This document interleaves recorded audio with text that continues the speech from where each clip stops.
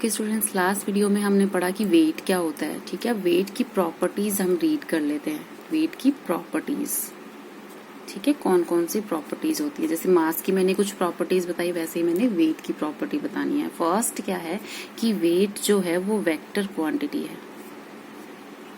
Vector quantity है, क्यों? क्योंकि इसमें क्या होता है, मैग्नीट्यूड भी होता है, magnitude and direction also, direction also.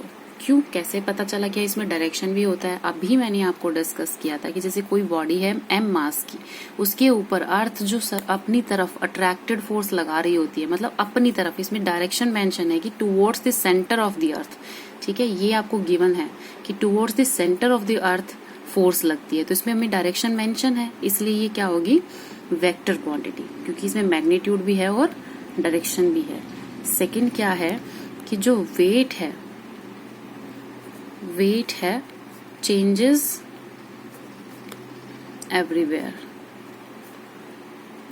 Changes everywhere. इसका मतलब क्या है कि जो वेट होता है, वेट हमारे पास क्या है, m इक्वल्स टू g। अब इसमें मास तो कांस्टेंट है, मैंने लास्ट टाइम बताया था कि मास कभी भी चेंज नहीं होगा, मास एक कांस्टेंट क्वांटिटी है। जैसे मैंने लास्ट टाइम बताया था ना कि आप स्कूल में भी ऑब्जर्व करोगे तो सेम रहेगा, गुड़गांव में भी करते हो तो सेम रहेगा।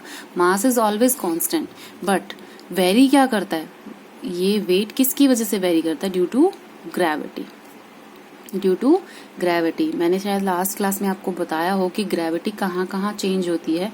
जैसे कि अर्थ का सरफेस है, ग्रेविटी किस पे डिपेंड करती है, G equals to GM upon R square. तो ये किस किस के ऊपर डिपेंड करती है, मास के ऊपर, ग्रेविटेशनल कांस्टेंट जो कि कांस्टेंट होता है, मास भी कांस्टेंट होता है अर्थ का, और रेडियस ऑफ अर्थ। अब रेडियस ऑफ अर्थ पोल पर कुछ और होती है, होरिजन पर कुछ और होती है। ठीक है, होरिजन पर रेडियस जो होती है, मतलब इक्वेटर और पोल, तो जो इक्वेटर, जो रेडियस ऑफ एट इक्वेटर होती है वो ग्रेटर देन आर एट पोल। ठीक है, पोल पर रेडियस कम होती है, इक्वेटर पर ज्यादा होती है। ठीक है, तो अगर रेडियस ज्यादा होगी तो ग्रेविटी क्या होगी, कम होगी। अगर रेडियस कम होगी तो ग्रेविटी क्या होगी, ज्यादा होगी। ठीक है, इसीलिए पोल पर और इक्वेटर पर क्या होती है, ग्रेविटी चेंज होती है, इसीलिए वेट का भी चेंज होता है। ठीक है, वेट भी डिपेंड करता है। ठीक है, तो इसीलिए क्या होता है कि जो वेट है वो प्लेस टू प्लेस चेंज होता रहता है। अगर मतलब हम पोल से इक्वेटर की तरफ मूव करेंगे तो ग्रेविटी चेंज होगी, ग्रेविटी चेंज होगी तो हमारा क्या होगा, वेट भी चेंज होगा। ठीक है, अब एसआई यूनिट क्या होती है वेट की। एसआई यूनिट हम जनरली क्या करके आते हैं कि वेट हमारा कितना है, केजीज में है, लेकिन एग्जैक्ट साइंस की लैंग्वेज में बोला जाए तो एसआई यूनिट वेट की क्या होती है, न्यूटन। क्योंकि इसको हम कंसीडर कैसे करते हैं कि जो जिस फोर्स से हम अर्थ की तरफ अट्रैक्ट हो रहे होते हैं, वो वाला जो कॉन्सेप्ट है, वो हमारा, वो जो फोर्स है वो हमारा वेट होता है। तो इसलिए फोर्स की ही जो एसआई यूनिट होती है वो हमारी वेट की यूनिट होती है।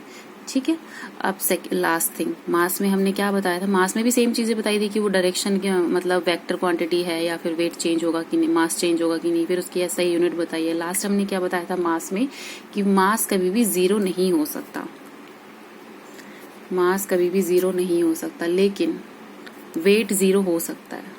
क्यों? क्योंकि वेट हमारे पास होता क्या है, m इंटू जी। अब मास जीरो नहीं हो सकता, तो if g equals to zero then weight equals to zero.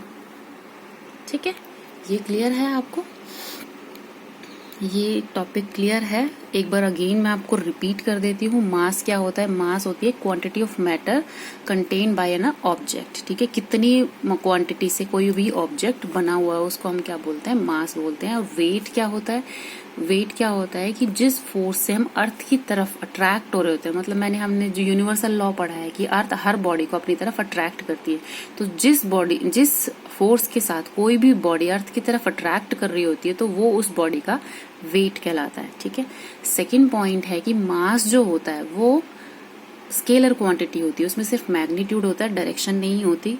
और वेट जो होता है वेक्टर क्वांटिटी होता है, उसमें मैग्नीट्यूड भी होता है और डायरेक्शन भी होती है।